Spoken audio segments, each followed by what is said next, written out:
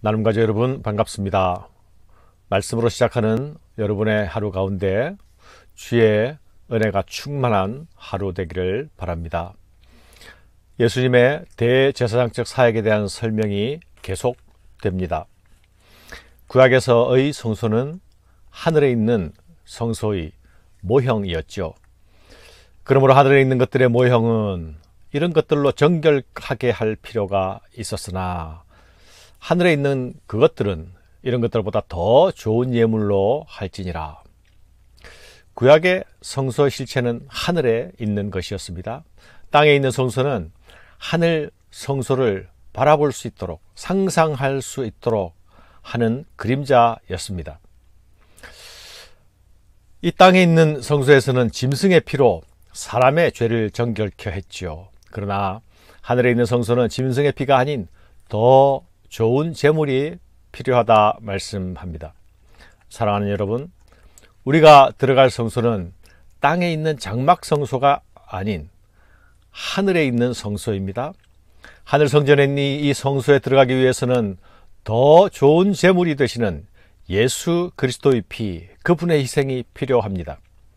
구약에서는 짐승의 피로 정결케 했지만 그것은 예수 그리스도의 피로 정결케 될 사실을 바라보게 한 것입니다.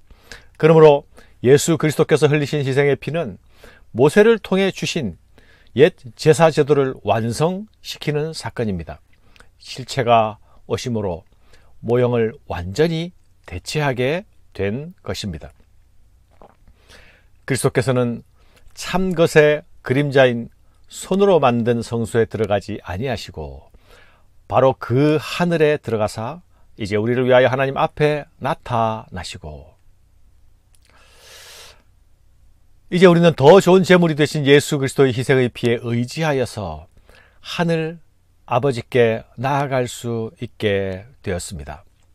예수 그리스도께서 먼저 하나님 아버지 앞에 나아가셨습니다.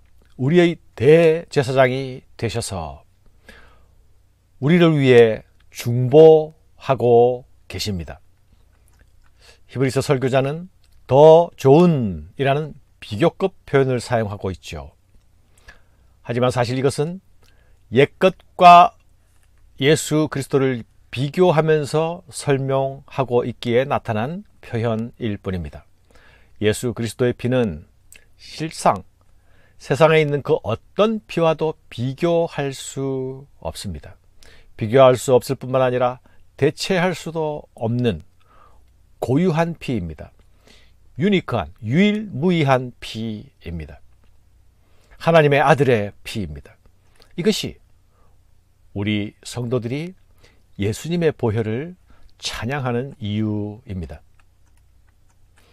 사랑하는 여러분, 예수 그리스도는 자신을 단번에 들여서 영원한 속죄를 이루셨습니다. 그 단번에 드리신 그 드림으로 우리의 죄를 없이 하셨습니다. 레위 계열의 제사장들은 매년 다른 희생 제물을 가지고 속죄일에 지성소로 들어갔습니다. 그 자신이 죽으면 또 그 아들이 그 일을 이어받아 그가 하던 그 일을 계속 이어갔습니다. 하지만 예수님은 매년 새롭게 십자가의 고난을 당하실 필요가 없습니다.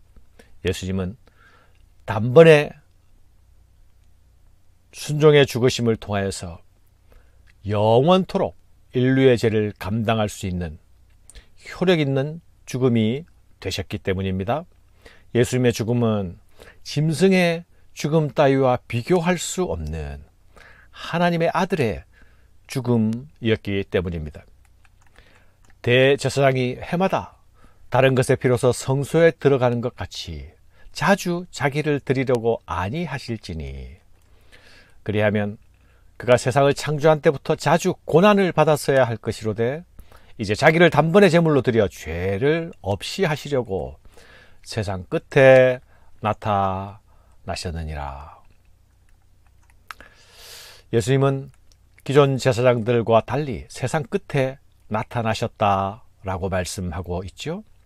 여기 세상 끝은 창조 이후의 모든 시간들 가운데서 구원 사건과 관련된 시간 단위의 끝을 말씀하는 것입니다.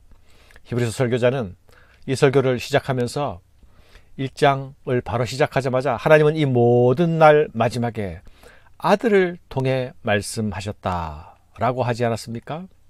세상 끝은 이 모든 날 마지막과 같은 하나님의 구원 역사의 마지막 때를 지칭하는 말입니다. 예수님의 오심으로부터 이 마지막 때가 시작되었습니다. 예수님의 다시 오심으로 이 마지막 때가 완결될 것입니다. 그래서 예수님의 죽으심과 부활을 종말론적 사건이라 말합니다. 사랑하는 여러분, 예수 그리스도는 자신의 죽으심으로 죽음을 이기셨습니다. 예수님은 단 한 번의 죽음으로 영원히 많은 죽음을 그치게 하는 죽음을 죽으셨습니다.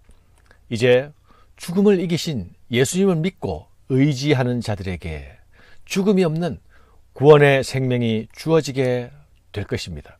한 번 죽는 것은 사람에게 정하신 것이요 그 후에는 심판이 있으리니, 첫 창조에 속한 모든 것들은 예수 안에서 다시 새롭게 되어야 합니다. 예수 안에서 다시 거듭나야 합니다.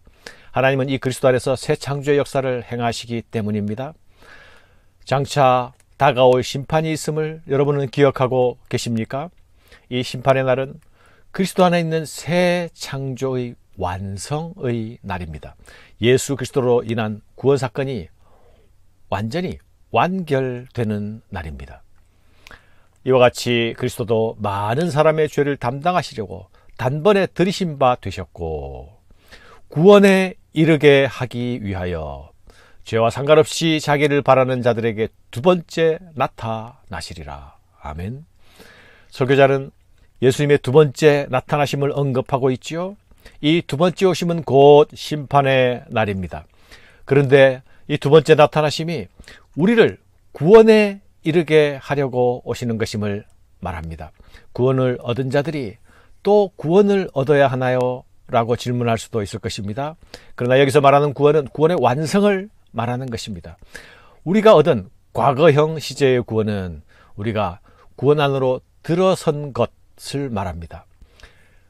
현재형 시제의 구원은 우리가 날마다 이루어가고 있는 구원입니다. 여기서 말하는 미래형 시제의 구원은 구원의 완성입니다. 구원받은 자들이 오늘 구원의 삶을 살면 그날에 구원에 이르게 될 것입니다.